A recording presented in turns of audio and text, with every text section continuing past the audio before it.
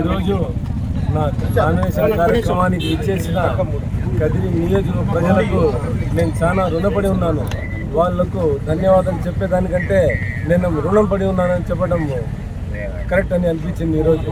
ఎందుకంటే 1,00,000 మంది నా నామినేషన్ కార్యక్రమానికి వాళ్ళు ఇచ్చేసి ఈ మండుటెండలో వాళ్ళు 4 గంటలు మనను చీరప్ చేసి మేము జగనన్నకే ఓటు వేస్తాం, చంద్రబాబు నాయుడు కల్లిబొల్లి మాటలు మేము ఎట్టి పరిస్థితుల్లో వినము, అందువల్ల మేము తప్పకుండా ఫ్యాన్ గుర్తుకే ఓటు వేస్తామని ఇది నిరూపించడానికి ఈరోజు ప్రతి ఒక్కరూ ప్రతి పల్లె నుండి, ప్రతి మండలం నుండి, ప్రతి పంచాయత్ నుండి, కదిరి నియోజకవర్గం చుట్టుపక్కల నుంచి ప్రతి ఒక్కరూ వచ్చి నా నామినేషన్ కార్యక్రమానికి దిగ్విజయం చేసినారు.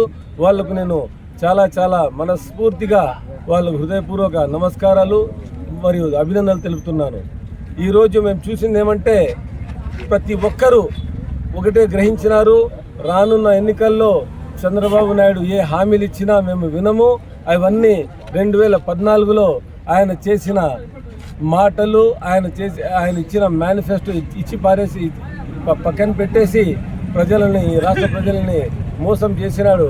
కాబట్టి మేము ఈ 5 ఏళ్ళు జగనన్న ఏవైతే సంక్షేమ పథకాలు ఇచ్చి మేనిఫెస్టోని 99% ఆచరించిన ఒకే ఒక్క ముఖ్యమంత్రి దేశంలో ఎవరన్నా ఉన్నారంటే అది జగన్మోహన్ రెడ్డి మాత్రమేనని ప్రతి ఒక్కరూ గ్రహించినారు, ప్రతి ఒక్కరూ చెప్తున్నారు. కాబట్టి ఒక అవ్వ తాత అయితేనేమి, ప్రతి అక్క చెల్లి మరియు మన అన్న తమ్ముడు, ప్రతి పెద్ద ఆయన, ప్రతి ఒక్కరూ ఈరోజు జగనన్న అంటే సంక్షేమం, అభివృద్ధి అంటే జగనన్న అనేది వాళ్ళందరూ అనుకున్నారు. కాబట్టి వాళ్ళందరూ రానున్న ఎన్నికల్లో ఎలాంటి పరిస్థితుల్లో చంద్రబాబు నాయుడు కానీ, పవన్ కళ్యాణ్ కానీ ఏవైతే వీళ్ళు కలిసి మాటలు చెప్తున్నారో, వీళ్ళు ప్రజలను మభ్యపడుతున్నారో అవన్నీ వాళ్ళు చెప్తున్నవి అబద్ధాలని వాళ్ళు గ్రహించినారు. రానున్న ఎన్నికల్లో కదిరి నియోజకవర్గ ప్రజలైతేనేమి, ఈ రాష్ట్ర ప్రజలు నేను ఒకటి కోరుకుంటాను.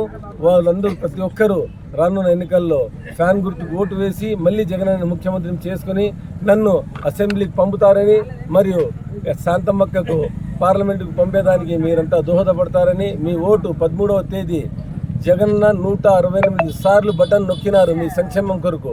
మీరు ఈసారి 2 సార్లు బటన్ నొక్కండి జగనన్నని మళ్ళీ ముఖ్యమంత్రి చేసుకునేదానికి. కాబట్టి మీరందరికీ నేను సవ్యంగా మనవి చేసుకున్నది ఏమంటే రానున్న ఎన్నికల్లో ఫ్యాన్ గుర్తుకు ఓటు వేయించి ప్రతి ఒక్కరూ అత్యధిక మెజార్టీతో ఈ అసెంబ్లీ కానీ పార్లమెంట్